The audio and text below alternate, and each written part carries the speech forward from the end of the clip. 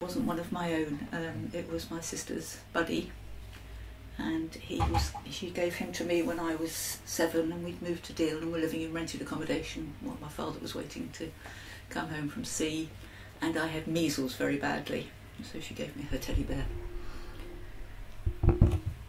He already had a broken growl, and his paw was fraying, so he wasn't perfect.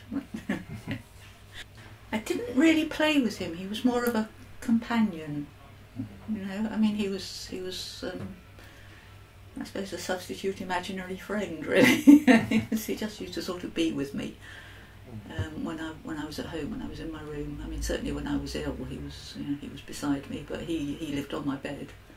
I don't remember him ever actually coming out of the bedroom. He's got a lot of memories invested in him, but actually the strongest memory is the measles, which was quite scary, because there was a lot of whispering outside the door and curtains being pulled and so, because measles was quite a serious thing in those days, and it affected my eyes and all sorts of things, and I was quite scared, so it was quite nice to have Buddy there, and my sister being nice to me.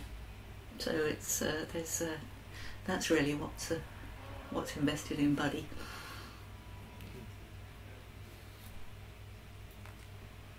What are your best memories of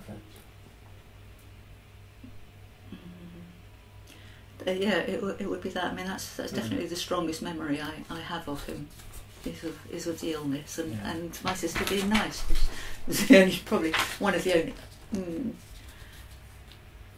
only 2 times I think I can remember her actually being nice to me. The rest is not so nice.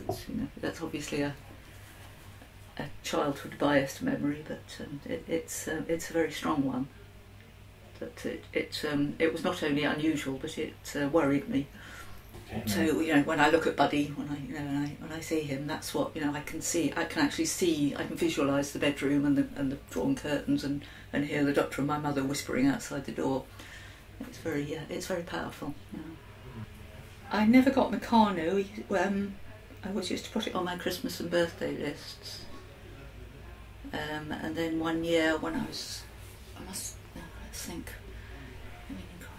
have been 8 or 9, I got for one of them, I think it was birthday, Baco building set, which I think at the time disappointed me. I don't know why I got that instead of Meccano, I still don't.